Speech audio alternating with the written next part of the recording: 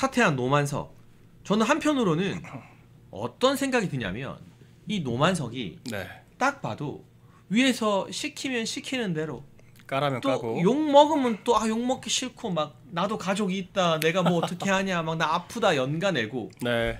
생긴 것만 봐도 그러니까요. 어떤 그 부산말로 휘발이라고 하는데 어벙해 보이죠. 이 줏대가 없게 생겼잖아요. 휘발이가 없어 보이잖아요. 그렇죠. 그러니까 이게 뭐가 다행이냐? 네. 나중에 특검하거나 네. 이 문제가 진실 게임 양상으로 불거지면 맞아요. 노만석은 우리가 안 물어본 것까지 다 수수 불 것 같아. 재불재불 다 얘기할 것 같습니다. 이미 이게 다 얘기했죠. 지금이야 버티고 있지만 나중에 우리가 지방선거만 이겨도 네. 뭐 총선까지 이긴 말할 것도 없고 그렇죠. 노만석 수사하면 딱 나오라 하면 와가지고 그때 대통령실에서 뭐라 했냐면요 법무부에서 뭐라 했고 어떻게 했고 이거 막 다 수수수 불인간일 것 같아요. 네, 그렇죠. 이미 포괄적으로 얘기했잖아요. 용산이랑 법무부의 관계를 고려를 했다. 그러니까 그런 얘기를 조금 더 풀어서 대통령실과 법무부도 교감이 있었던 것 같다느니 온갖 얘기 다 할 사람인데 결과적으로 저희가 주도권을 쥐고 특검 수사 들어가는 게 지금 핵심일 것 같고요. 이미 좀 저희가 소스는 다 얻어낸 것 같습니다. 전 이거는 이 정권의 정말 역대급 자충수였다, 최악의 자충수였다라고 생각을 하고 이 사건이 아마 그 대장동 사건 면소해보겠다고 대장동 사건뿐만 아니라 그 이재명을 둘러싼 모든 관계자들이 공범으로 묶여버린 최악의 상황이 됐다라고 저는 보고 있습니다. 네, 그리고 한편으로는 제가 어떤 생각이 좀 들었냐면 네. 그 문재인 정권 때 예. 조국 수사하겠다고 추미애랑 치고받고 들이받았던 윤석열 전 대통령이 네. 그런 검사, 그런 검찰총장은 진짜 100년에 한 번 나오는 거구나. 그러니까 대통령 하신 거죠. 그러니까 아무나 그렇게 할 수 있는 게 아니구나라는 생각도 또 참 그리우면서 많이 들더라고요. 그러라고 사실 검찰총장 임기를 보장을 해주고 그러니까. 법무부와 독립되게 움직이게 해주는 거잖아요. 근데 검찰총장 대행이라는 사람이 법무부 따까리 역할이나 했으니까 그러니까 법무부 따까리 역할만 한 게 아니라 그 결과로서 김만배 같은 희대의 사기꾼들 비호하는 역할을 뒤닦아주는 역할이나 한 거 아닙니까? 이게 참 검찰이라고 하는 조직이 아무리 지금 많이 부패하고 타락을 했다지만 그래도 사회정의를 바로 세우고 약자들 보호하겠다고 있는 조직인데 지금 그러려고 이 망한 조직에 초임 검사를 지금도 들어오는 거 아니겠습니까? 그런 초임 검사들, 제 또래 검사들이 봤을 때 얼마나 열받고 화가 나겠어요. 이런 말 같지도 않은 상황들을 보면서.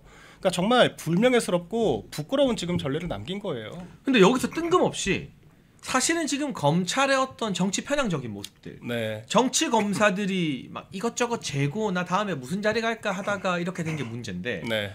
왜 뜬금없는 정치 검사 하나가 나와가지고 네. 지가 법무부 장관 할 때 검찰을 제대로 만들든가 검사들이 이렇고 저렇고 막 뭐 이렇게 되면 뭐 지켜주지 않고 지가 뭘 지켜줄 수 있다고 네. 왜 낄끼빠빠 못하고 지금 나대는 걸까요? 대장동 사건 비롯해서 이재명 사건들 다 본인이 법무부 장관 때 수사하던 거 아닌가요? 그러니까요. 그러니까 지금 살려달라는 걸 넘어서 딱 이 명분 만드는 거거든요. 야, 내가 이렇게 열심히 싸우는데, 내가 이렇게 잘 싸우는데, 잘 싸우는 건 저는 모르겠지만, 나를 징계를 한다고. 약간 이런 빌드업을 지금 쌓고 있는 것 같은데 지금 너무 제가 봤을 때는 경박스럽습니다.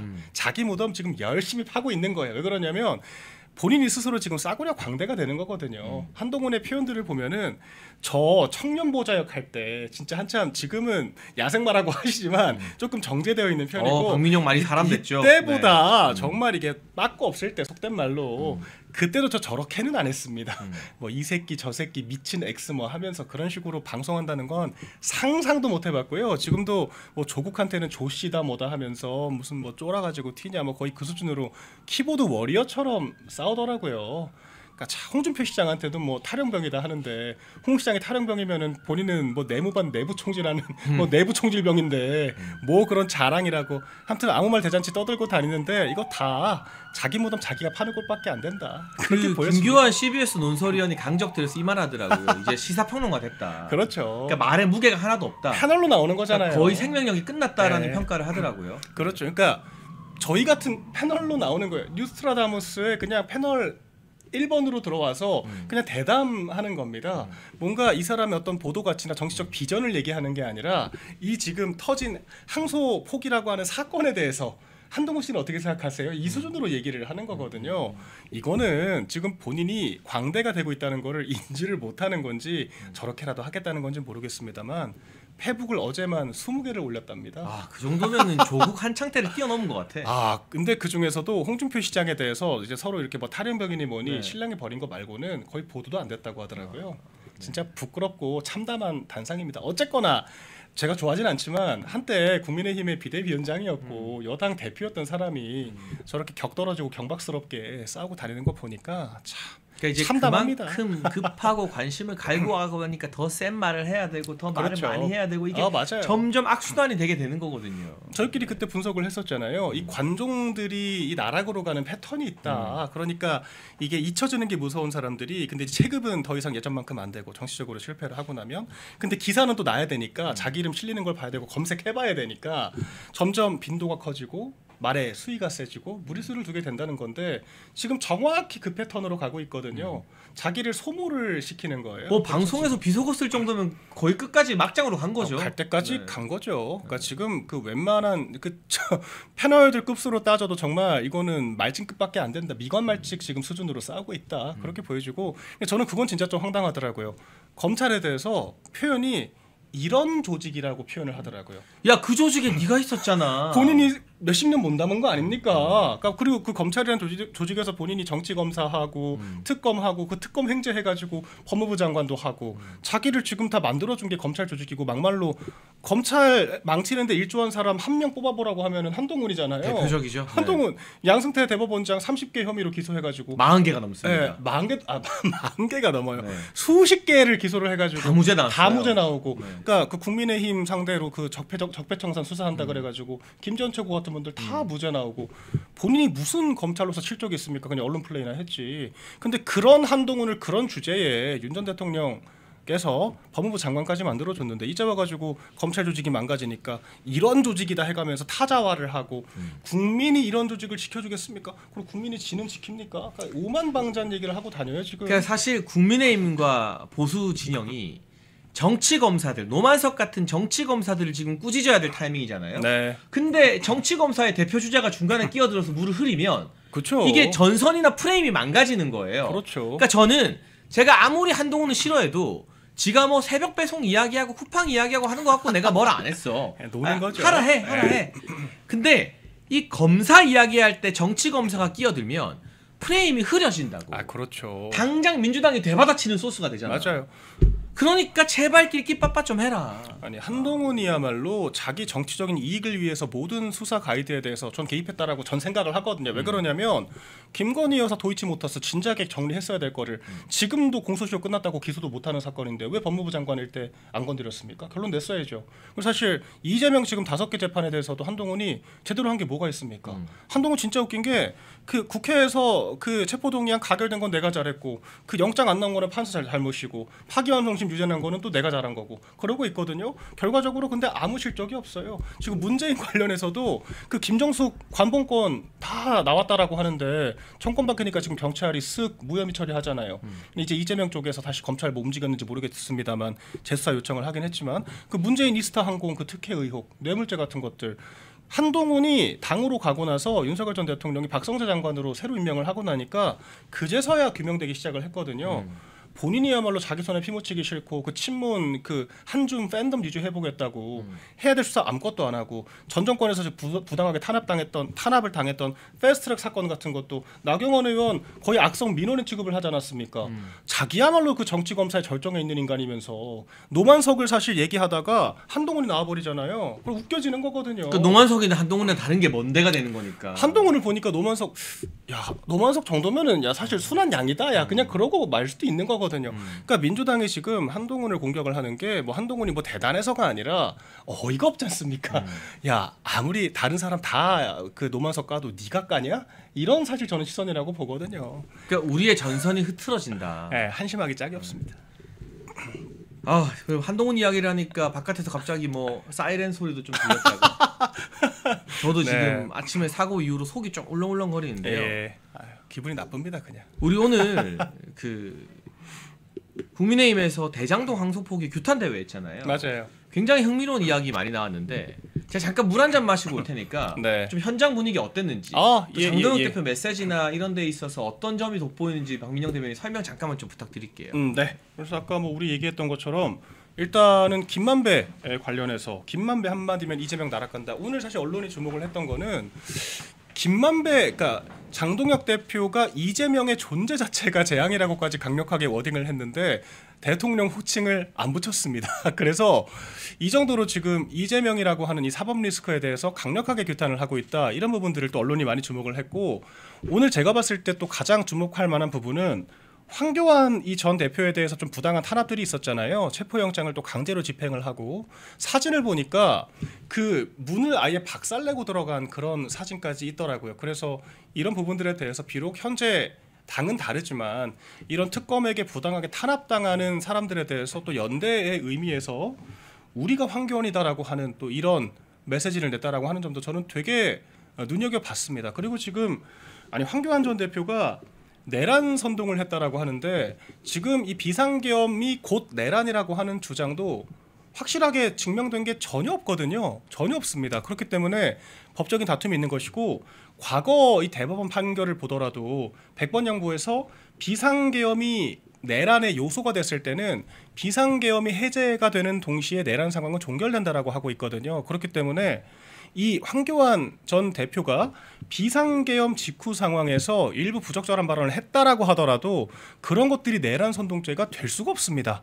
내란 선동죄라고 하는 것은 내란에 다다르기까지 내란을 성공시키기 위해서 선전선동 행위를 했을 때를 내란 선동이라고 하는 건데, 지금 전혀 법리적으로 맞지 않은 사안들을 가지고 황교안 전 대표를 지금 탄압을 하고 있는 것이기 때문에 이런 부분에 대해서 규탄대회에서 또 적극적인 목소리가 나왔다라고 생각을 하고요. 그러니까 결과적으로는 또 저희가 이 장외에서 목소리를 냈다라고 하는 게 저는 좀 중요한 포인트라고 생각을 했습니다. 그만큼 또 많은 또 국민들께서 주목을 하게 되는 거고, 여기에서 한 발 더 나가서 오늘 또 법사위에서 또 현안 질의가 있었거든요. 거기서 또 이제 예결위와 그 법사위가 연달아 있었는데, 이 정성호 장관이 또 많은 무리수를 두게 되면서 또 그런 발언들도 비화가 됐고, 결과적으로 이런 것들을 다 저희가 지렛대로 삼아서 국정조사, 특검 해야 되는 거거든요.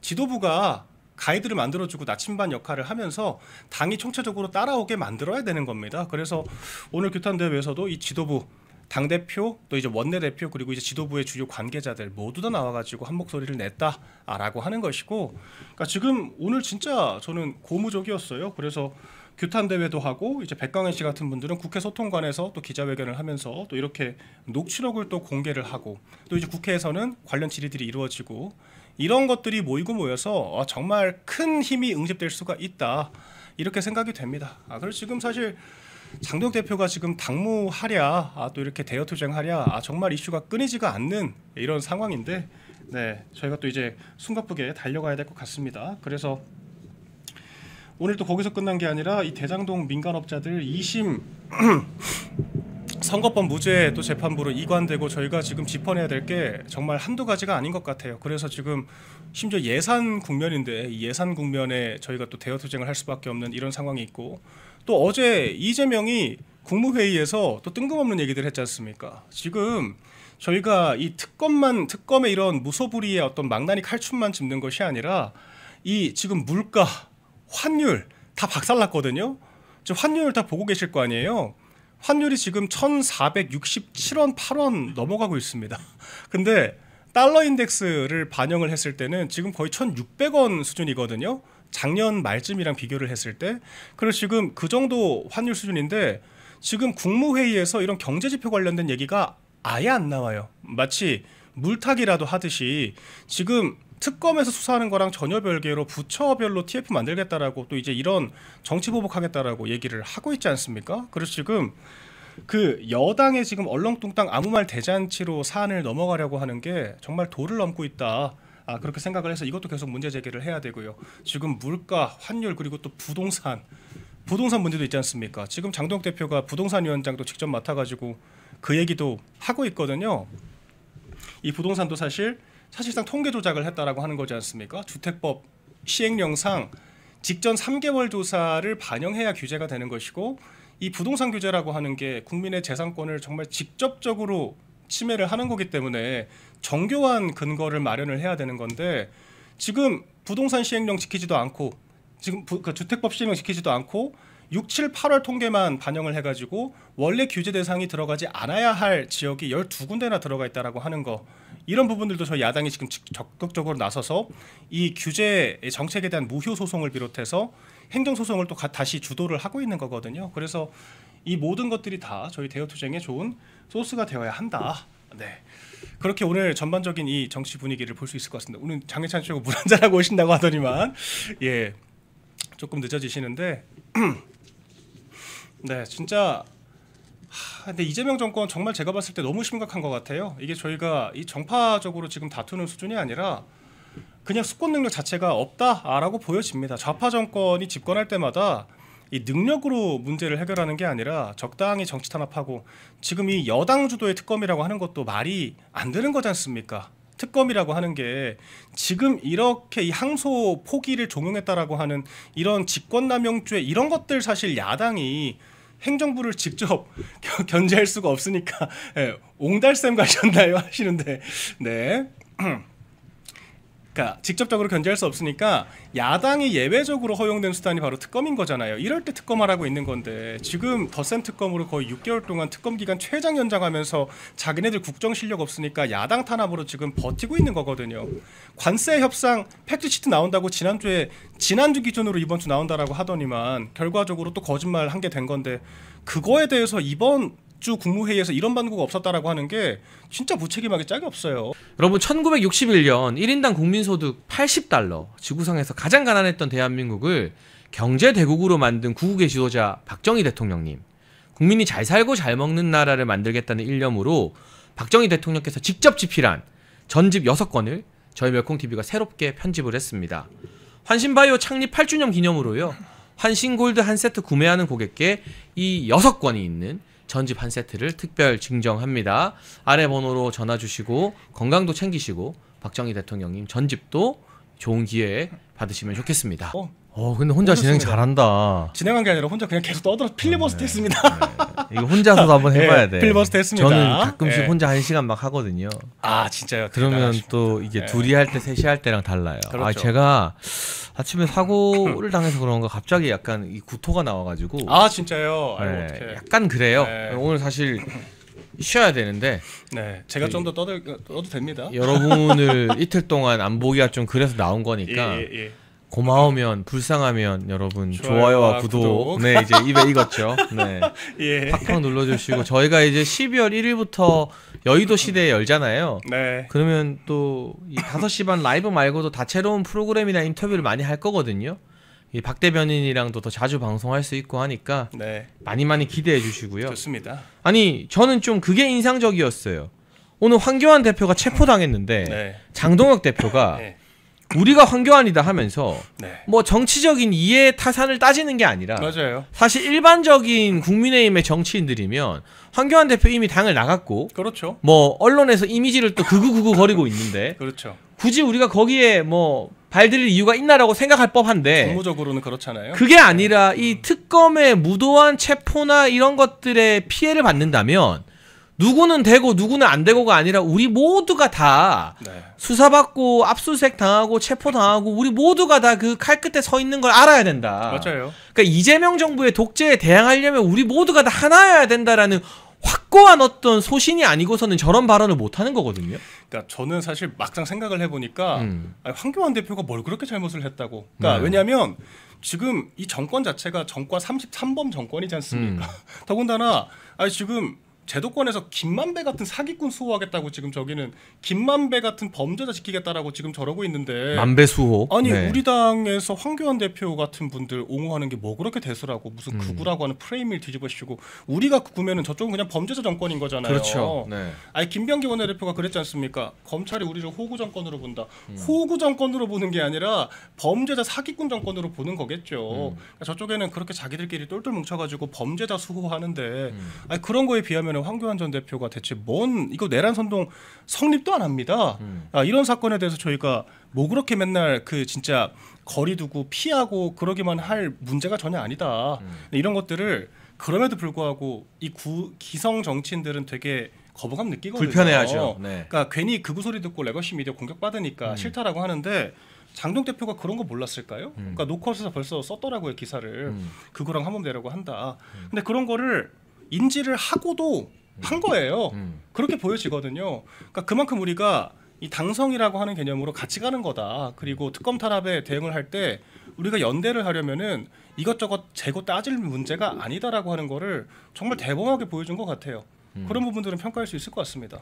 그리고 이 대목에서 제가 어제 오전에 장동혁 대표와 당 지도부 인사들 그렇죠. 한 1시간 정도 티타임하고 비공개 면담을 하고 온 이야기를 좀 해드려야겠는데요. 네. 미주알 고주알 자세한 이야기를 드릴 수 없지만 제가 지난주에 엄청 열받아가지고 당 이대로는 안 되고 더 확고하게 리더십을 가져가야 되고 여상원도 잘라야 되고 뭐 여러 말씀을 드렸습니다만 일단 그 김종혁의 징계를 무산시킨 여상원에 대해서는 100% 여상원 윤리위원장의 어떤 독단적 행태였다. 예. 그리고 뭐 미시적으로는 저의 생각이나 방법론과 다른 부분이 있지만 장동혁 대표와 그 주변의 인물들, 그러니까 장동혁 대표를 보좌하고 있는 사무총장이나 비서실장이나 이런 인사들이 정말 누구 하나 뭐라고 꼬투리 잡을 트집 잡을 만한 것 없는 절차 끝에 아주 확고하게 해당 행위해야 하는 일부 방송 패널들과 친한계겠죠. 한동훈의 어떤 당원 게시판에서 문제가 드러난다면 그걸 그냥 대충 덮고 뭐 대도 않는 하나만한 징계가 아니라 정말 명확하고 엄정하게 책임을 물을 생각은 전혀 흔들리지 않고 확실하게 가지고 있다. 그렇죠. 그런데 다만 방법론적인 차이는 있어요. 저는 좀 거칠더라도 빨리 파박 가자는 건데 시기가 또 있으니까 장동혁 대표와 그 주변 인물들은 누구 하나 트집 잡지 못할 확실한 명분과 절차를 지켜서 가겠다라는 건데 적어도 제가 뭐 디테일하게 다 말은 못해도 내부적으로 아주 깊은 이야기를 해본 결과 그 방향성과 그 우리가 바라는 어떤 방향과 결과에 대해서는 전혀 의심하거나 불안해할 필요는 없겠다. 맞아요. 그리고 오히려 그게 더 드라마틱할 수도 있겠다. 저렇게 관심종자가 되어서 한동훈이 뭐 이 새끼 저 새끼 하면서 난리를 치는데 이게 딱 아마 내년 한 2월 3월쯤에 국민의힘 전 지역에 공천관리위원회가 생길 겁니다. 근데 1월 7일에 여상원 임기가 끝나면 1월 8일에 사실 준비했으면 바로 새로운 윤리위원장과 윤리위원들 다 1월 8일에 그냥 다 구성될 수 있거든요. 하면 되죠. 그때 딱 너 나가.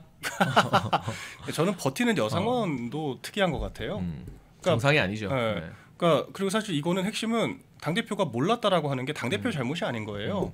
윤리위원장이 일방적으로 기자들한테 통보를 한 거고 보고를 안 한 겁니다. 아무리 독립기관이라고 하더라도 당내 사안에 대해서 결정을 하고 브리핑을 하는데 당대표에게 언질은 주는 게 당연한 거거든요. 그러니까 적어도 브리핑을 한다는 것 정도는 얘기를 해야죠. 근데 당대표가 입장에서는 전혀 모르는 상태에서 윤리위원장한테 자기 정치하는 윤리위원장한테 뒤통수 맞은 꼴이 된 거거든요. 근데 거기에 대해서 사실 그것 때문에 사실 온빵 뒤집어 써가지고 또 비판을 많이 받았지 않습니까? 당원들한테.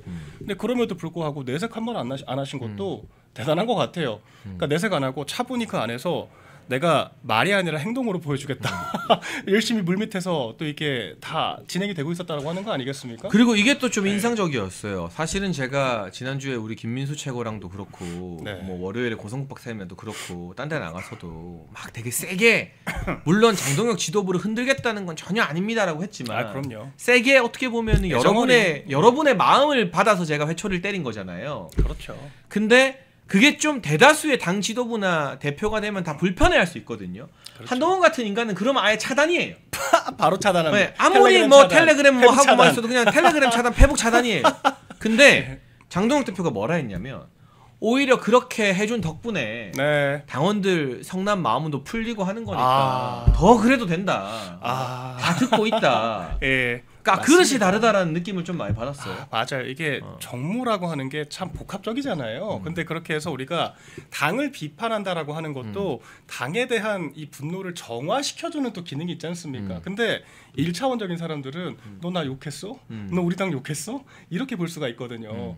근데 저는 이런 그 생각을 가치관을 가진 이 결정권을 가진 정치인 정말 처음 보는 것 같아요. 그래서 그릇이 다르다라는 판단을 했고 그 가는 방향에 대해서 단순히 그냥 뭐 여상원 임기 끝날 때까지 기다려라가 아니라 뭐 제가 자세히는 말 못하겠습니다만 매우 구체적으로 이 장례찬이 바라는 당원들이 바라는 방향성과 다르지 않은 방향들이 차근차근 준비가 되고 있구나. 맞아요. 착착착 준비가 되고 있구나라는 확신을 느꼈기 때문에 그 부분에 대해서는 좀 저도 굳건한 신뢰를 가지게 됐고요. 맞아요. 그리고 오히려 이런 과정들을 통해서 당원들이 그만큼 한동훈과 친한계를 찍어내길 원한다라는 명분은 점점 더 커지고 있는 거거든요. 그렇죠. 그렇죠. 그리고 그 당대표 주변에 있는 분들도 지난주에 어떤 일련의 사태를 통해서 네. 이 문제를 더 심각하게 인지하고 네.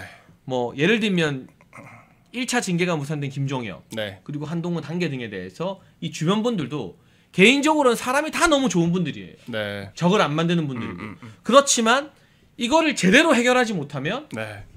기다려준 당원들이 폭발하겠구나. 그럼요. 이건 정말 심각하고 네. 자신들의 운명에 걸린 문제다라는 걸 한 번 더 강렬하게 인식하게 된 것 같아요. 그럼요. 그러니까 꼭 필요한 시간이었던 것 같아요. 맞아요. 그러니까 맞습니다. 우리가 이거를 참 안타깝지만 말로는 못 깨닫는 부분들이 있어요. 사실 저희도 참모로 역할을 하면서도 최선을 다해서 설득을 하고 미연에 방지하려고 노력을 하지만 정말 안 될 것 같을 때는 한번 판 벌려 보자. 맞아요. 한번 네. 터져봐야. 그러니까 한번 작은 선거, 그러니까 우리가 재보궐 지는 게 차라리 나을 수 있다라고 하는 얘기를 괜히 하는 게 아니거든요. 그러니까 작은 선거를 내주고 그거 가지고 경각심을 확실하게 느껴서 우리가 이 참모들이 더 설득을 할 수가 있고 그렇게 해서 큰 선거 이기면은 전화위복 되는 거거든요. 그러니까 그런 게 일단 참모론의 일종인데 그런 측면에서는 사실 우리가 좀 대승적인 깨달음과 좀 방향을 확고하게 하기 위해서 좀 작은 시행착오를 겪었다 이렇게도 볼 수 있을 것 같아요. 그리고 지금 친한계들이 아주 경거망동을 하고 있어요. 자기네들이 진짜로 그냥 봐주고 넘어갈 거라고 생각을 하는 건지 전 놀란 게 아니 지도부가 지금 규탄 대회 한다는데 자기네들이 원외 친한계 따로 규탄 대회 한다고 또 단독 기사를 냈더라고요. 친할계 아닌가요? 친할게요. 네, 요새 할머니들밖에 없어가지고 그 집회 친할계라고 불리던데. 근데 그 할머니들 말고 또 한동훈 좋다라고 하는 또래 남자들이 좀 이상한 사람들이 있더라고요. 그래서 그런 사람들끼리 모여가지고 아니 엄연히 당이라고 하는 조직이 있고 본인들이 당에 속해 있는데 친한동훈계가 따로 규탄 대회를 여는 건 대체 뭡니까? 그러니까 개파비룡이라고 하는 당원 당규를 그냥 뭘로 보는 거예요. 그냥 있든 말든 우린 규칙 안 지킨다 이거예요.